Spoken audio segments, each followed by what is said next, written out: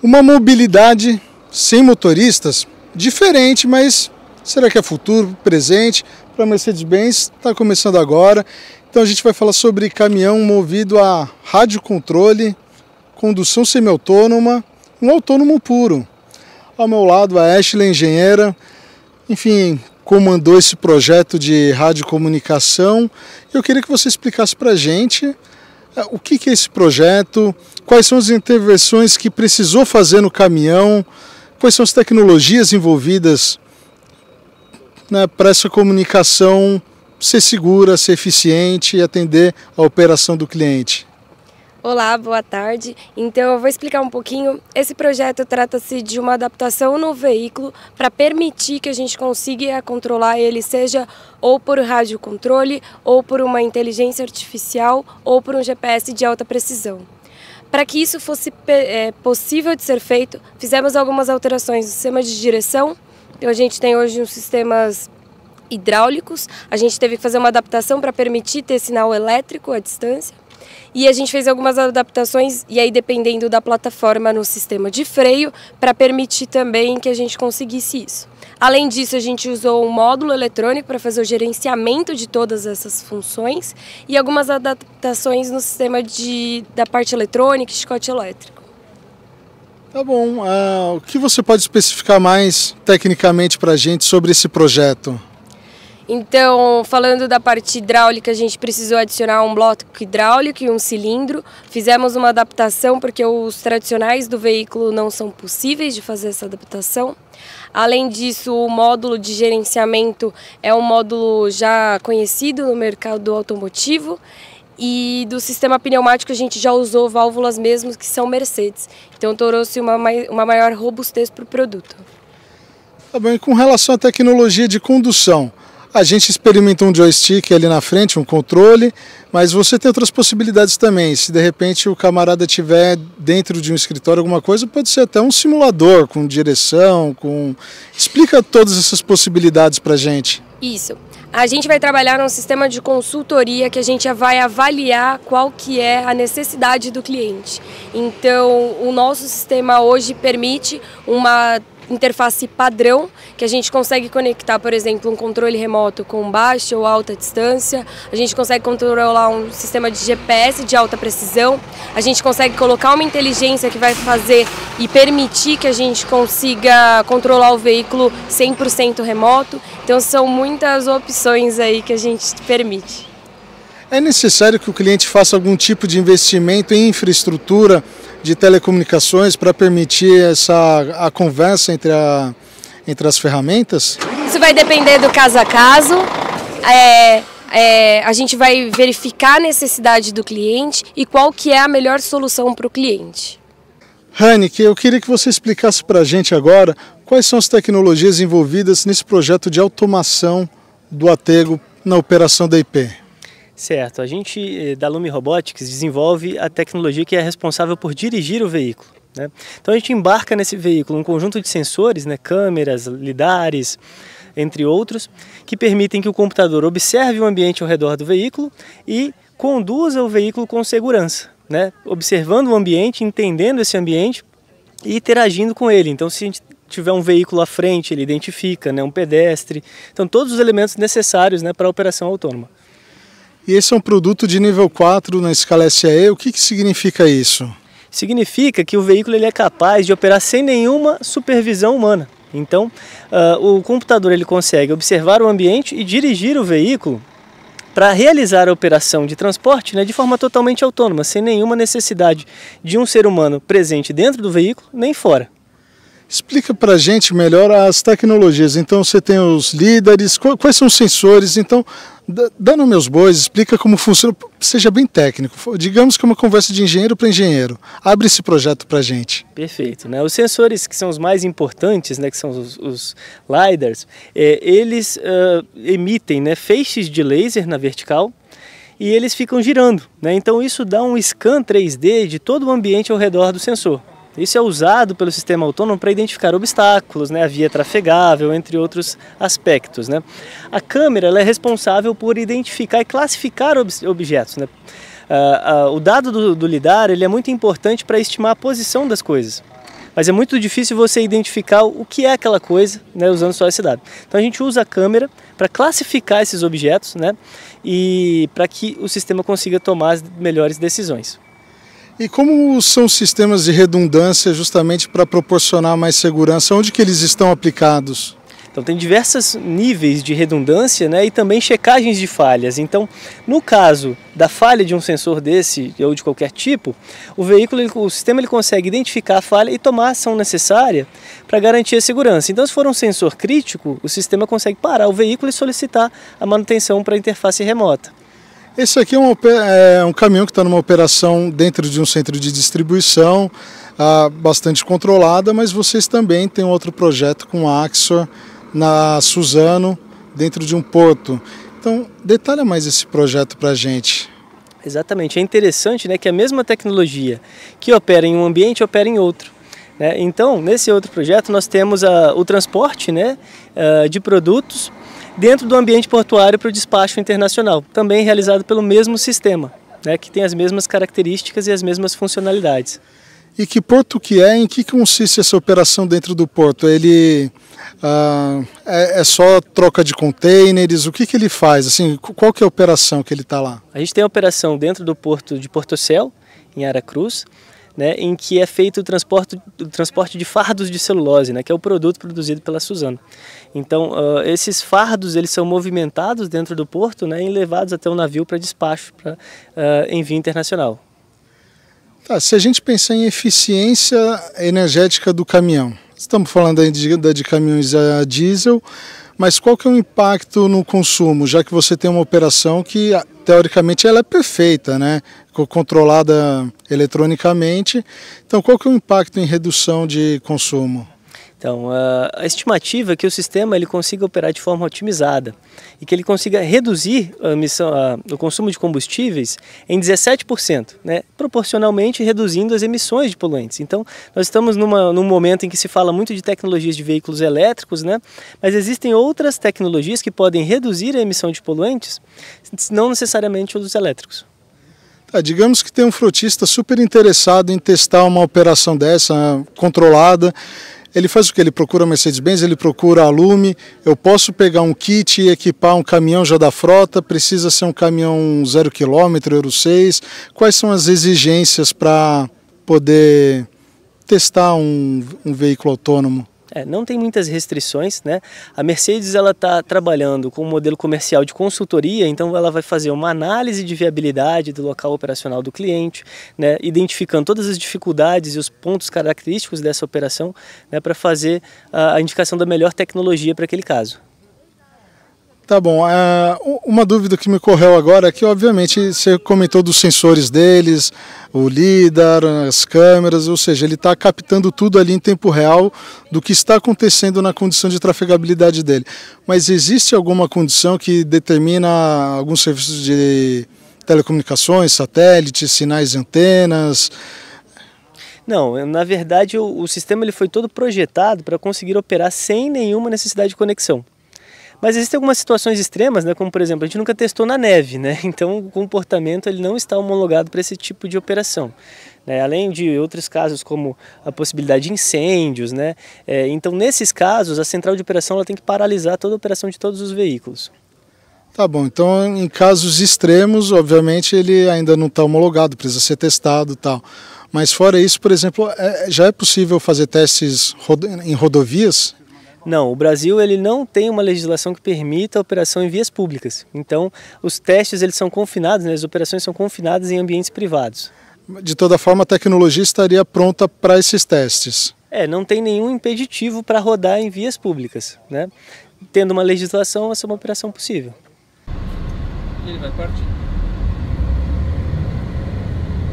E aí você vê que ali é dinâmico, né? Ele vai calculando para frente, ele está olhando a operação aqui, né?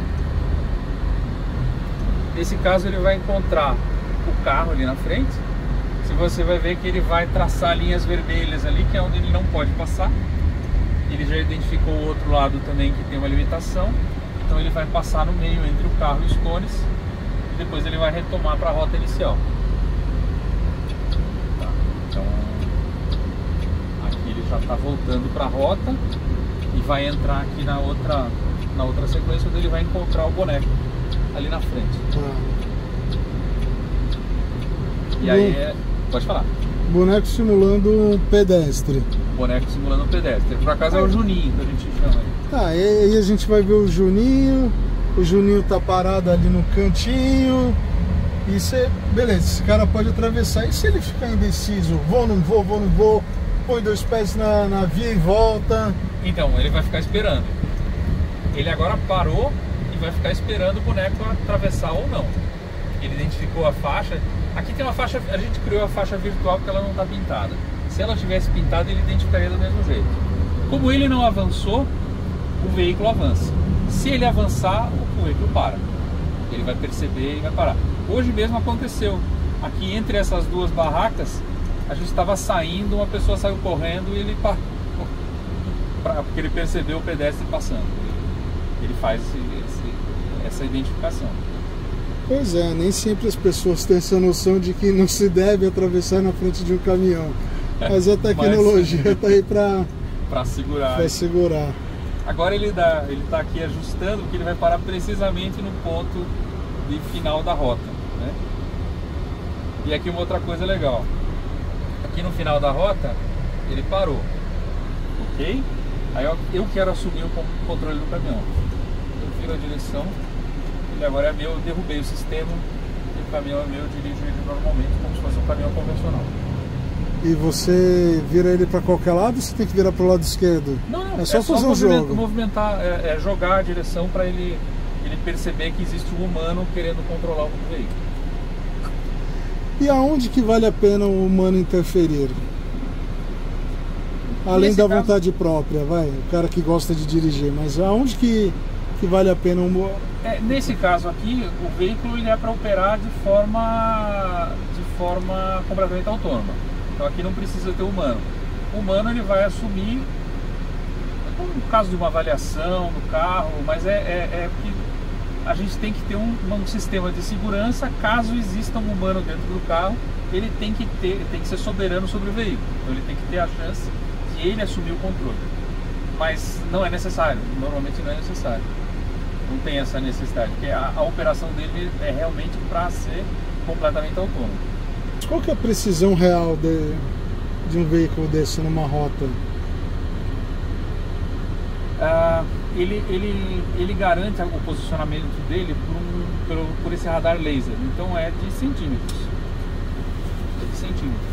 Na operação dele, ele vai fazer um estacionamento de ré numa doca que tem que ter 3 centímetros de precisão de estacionamento. Então essa é uma precisão que ele consegue atingir. Edgar, conta pra gente um pouco sobre mercado para esse tipo de produto.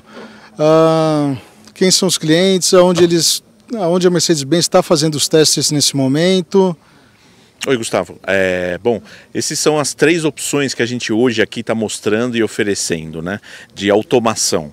E a nossa filosofia de automação aqui hoje, basicamente para o mercado do Brasil, que a gente tem mais maduro, né, e com maior potencial, são para aplicações confinadas, aplicações fora de estrada, basicamente, tá? Que eles não rodam em vias públicas. Ou seja, estamos falando de centros de distribuição, portos,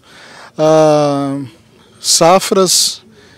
Isso mesmo. São minas, podem ser campos de construção, né? Por exemplo, construção civil, né? Mas como você falou bem, portos, aeroportos, centros de distribuição, alguma área logística, né? Que você rode fora de vias públicas, né? Que seja alguma coisa confinada. Fazendas, por exemplo, ruas internas de fazendas. Todo esse é o nosso universo aqui, o nosso campo para fazer essas 3 tecnologias aqui que a gente está mostrando, tá? Por exemplo, o caminhão que é 100% autônomo, a gente viu que tem testes ali na IP, ou seja, no centro de distribuição. Tem teste também em Porto com a Suzano, ali na região de Aracruz, na Portocel. Explica pra gente que resultados vocês têm colhidos sobre essas operações, impacto delas na produtividade dos clientes. Então vamos lá, a gente tem uma boa experiência, né, nesse nível de automação nessas operações. Mas eu vou começar pelo começo, que a gente começou com a Gruner já faz uns 3, 4 anos, né, que é o caminhão semi-autônomo que a gente fala que roda nas plantações, né? Então ele tem um comando georreferenciado com GPS, então ele sabe exatamente a trilha ali, né, por onde passar. Depois vocês, acho que vem melhor depois dos pneus mais largos, né, para não pisotear a cana. Mas o que ele faz? Ele praticamente só comanda o volante do caminhão, né? O motorista ainda está dentro, ele ainda está acelerando, ele está ainda trocando as marchas no caso, mas o volante é o próprio georreferenciamento que faz.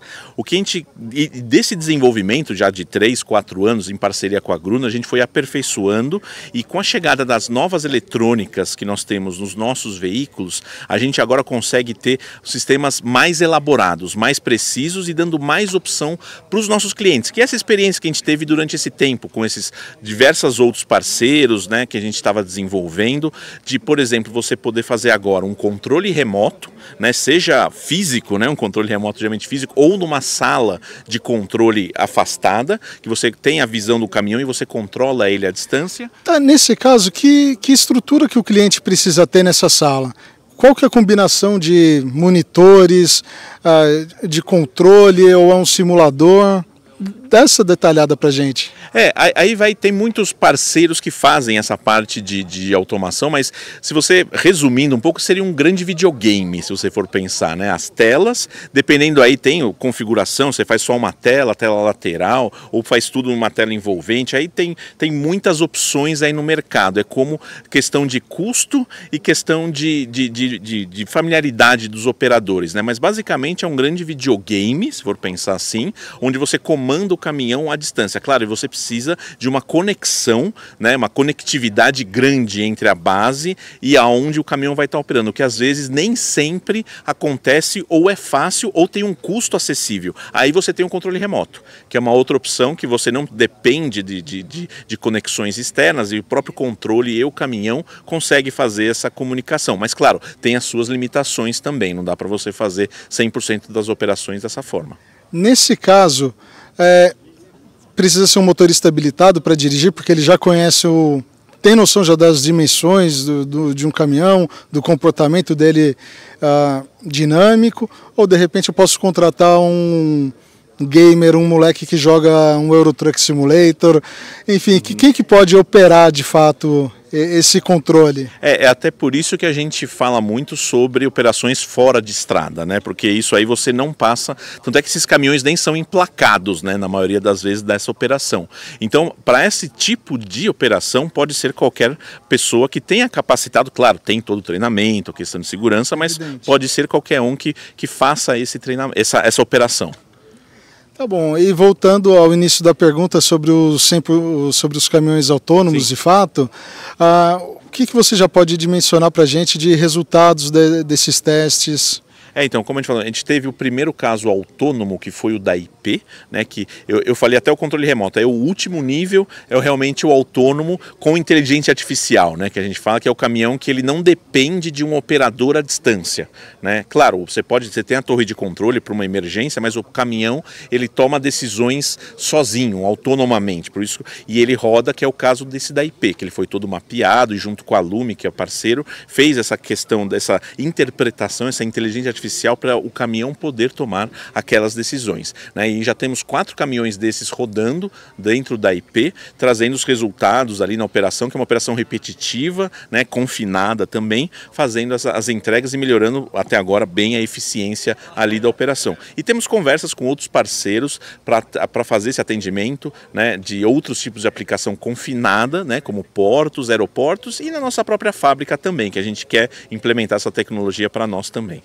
Bom, falar um pouco sobre tamanho de mercado, ou seja, a tecnologia ela evolui muito rapidamente e cada vez, né, num ritmo mais acelerado, mas o mercado também está amadurecendo. Para o Gruner, vocês apresentaram um mercado dimensionado em 1.100 unidades na apresentação. Então explica esse mercado do Gruner e também para esses produtos de rádio controle e o 100% autônomo. Aonde que a Mercedes quer chegar nesse ano ou nos próximos anos? Sim, os 1.100 da Gruner, comentando, foram os carros que a gente já tem operando, né? Ou seja, já é uma realidade, né? Já estão ali, já é um produto testado, aprovado e aprovado também pelo campo ali, né? Na pujança que é o nosso país, nesse profissionalismo que a gente tem no campo, ele se adaptou muito bem, o pessoal vê muito valor nesse caminhão. Agora o que a gente está expandindo, até com a nossa equipe de consultoria que a gente está apresentando aqui e está atuando em outros campos, é levar essa expertise para trazer para cada tipo de aplicação, que cada tipo de aplicação para automação é única, tem que ser feita sob medida. Então, talvez nessa aplicação seja o autônomo, cabe, então vamos tentar. Não, talvez nessa aqui é melhor o carro de controle. Ou uma combinação, né? Que nem fala, o caminhão chega autônomo e entra na linha aqui, ele fica que nem o Gruner, fica um veículo georreferenciado. Então a gente tem essa equipe de consultoria, já estamos trabalhando com alguns parceiros, né, para fazer essa avaliação, e essa avaliação não significa que vá sair o negócio, né? Que você vai ter um autônomo. A gente pode perceber, não, agora no momento a tecnologia não atende, mas daqui 1, 2 anos a gente vai ter isso, pode funcionar. Então a gente pensa assim, ó, talvez para esse ano e ano que vem, mais uns 50 unidades a gente deve ter aqui na ponta para sair, dessas parcerias que a gente está fazendo. Isso com relação ao Gruner? Ou nós usando todos? Tá bom, então 50 unidades. Excluindo o Gruner. Tá. Mesmo. Tecnologia de ponta, você viu no vídeo de hoje, caminhão semi-autônomo, 100% autônomo, movido por rádio controle. Muito interessante. Agora eu preciso do seu apoio, do seu engajamento, que é para o canal Frota e Companhia continuar crescendo. Clica no joinha, se inscreve no canal, ativa o sino para ser notificado com todas as próximas novidades do mundo dos transportes. Quero saber a sua opinião, comenta aí, beleza? Um abraço, Frota e Companhia, movidos pela notícia. Falou!